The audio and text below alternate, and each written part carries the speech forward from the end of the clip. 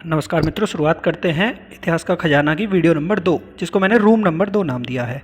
इसमें मैं जानूंगा इतिहास के महत्वपूर्ण युद्धों के बारे में। ठीक है, जो वनडे एग्ज़ाम्स में पूछे जाते हैं उसी के हिसाब से हम पढ़ेंगे, ना ज़्यादा ना कम। इसमें देखा जाता है कभी कभी ये पूछा जाता है कि किस किस के बीच हुआ था और उस युद्ध का क्या परिणाम रहा था, तो हम इतना ही जानेंगे। ठीक है, बस एक दो बार इस वीडियो को दोबारा देख लेंगे और इसको लिख के याद कर लेंगे तो हमें सारी चीज़ें याद हो जाएंगी। तो शुरुआत करते हैं। सबसे पहले हाइडे स्पीच का युद्ध हम पढ़ेंगे, जो कि 326 ईसा पूर्व में हुआ था। ठीक है, जिसे बीसी बोलते हैं। जानेंगे हम किस किस के बीच हुआ था। ये सिकंदर और पंजाब के राजा पोरस के बीच में हुआ था।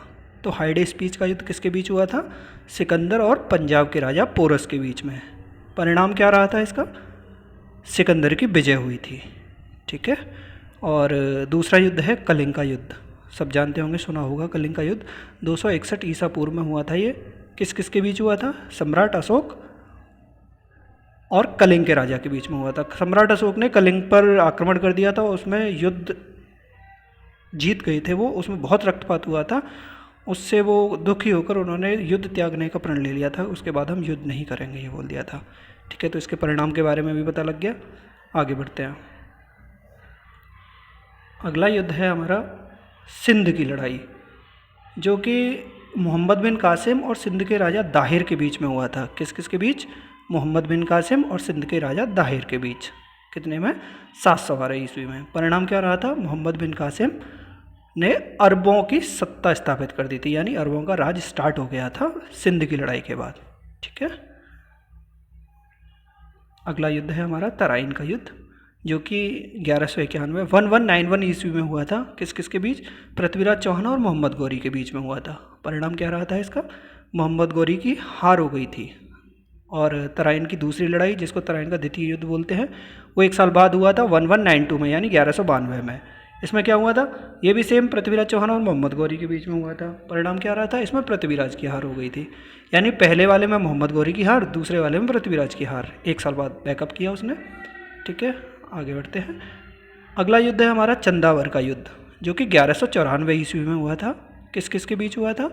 मोहम्मद गौरी और कन्नौज के राजा जयचंद के बीच में।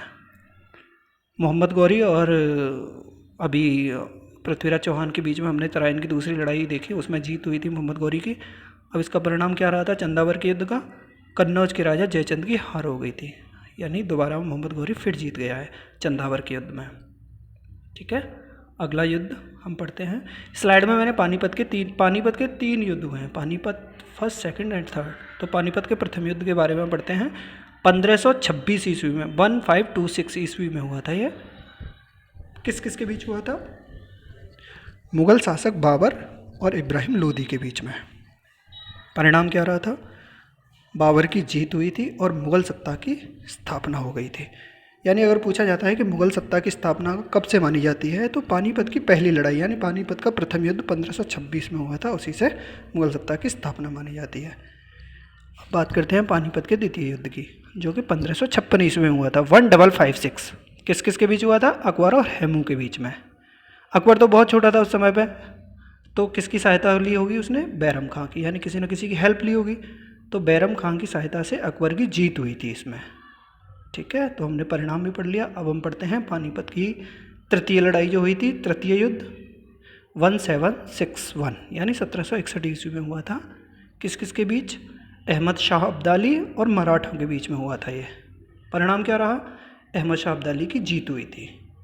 तो हमने देखा पानीपत की पहली लड़ाई 1526, पानीपत की दूसरी लड़ाई 1556, पानीपत की तीसरी लड़ाई 1761 ईस्वी में हुई थी। ठीक है, आगे बढ़ते हैं।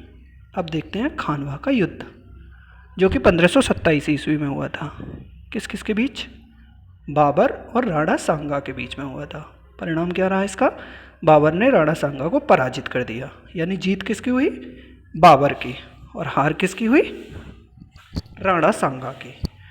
अब बात करते हैं चंदेली के युद्ध की, जो कि 1528 में हुआ था, 1528 ईस्वी में हुआ था। किस किस के बीच? बाबर और मेदिनी राय के बीच में। परिणाम क्या रहा इसका? बाबर ने मेदिनी राय को हरा दिया।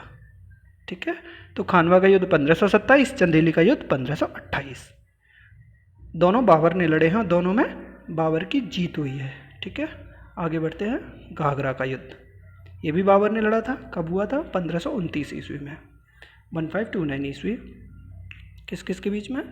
बाबर और महमूद लोदी के बीच में। परिणाम अगेन बाबर विजयी, बाबर ने महमूद लोदी को हरा दिया।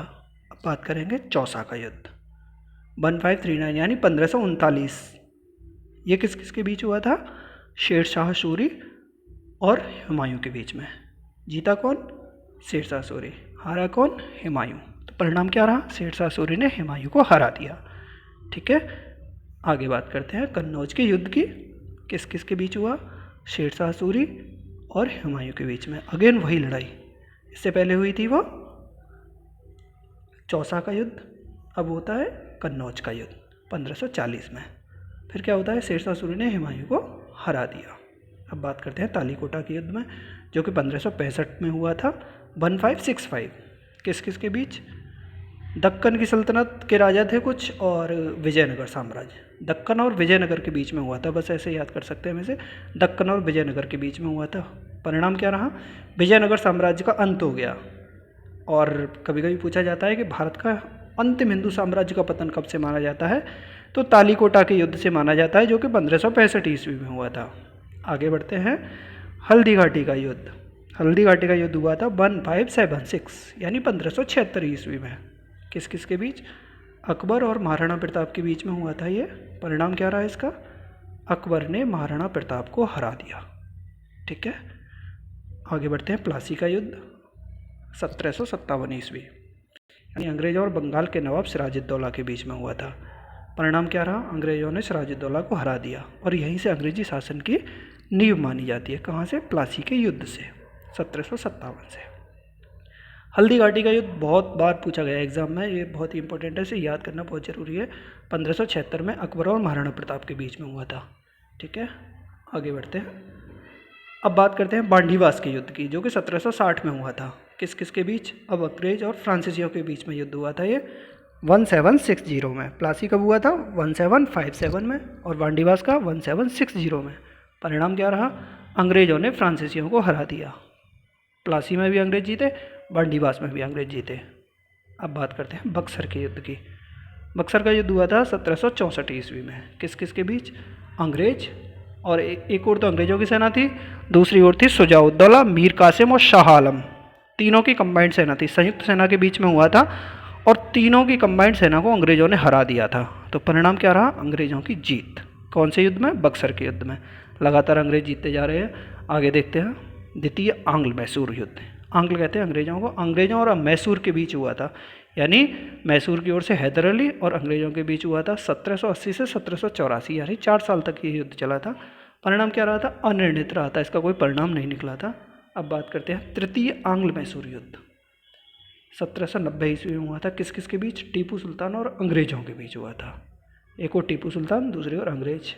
एक संधि हुई थी, उसे समाप्त कर दिया गया था ये।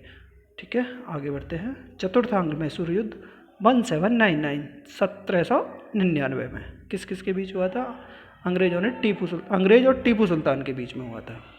परिणाम क्या रहा? अंग्रेजों ने टीपू सुल्तान को हरा दिया। ठीक है, अब बात करते हैं आज़ाद भारत की लड़ाई।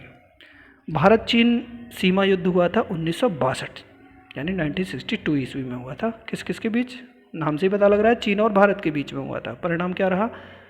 भारत की हार हुई थी इसमें, भारत को अपनी सीमा के कुछ हिस्से छोड़ने पड़े थे।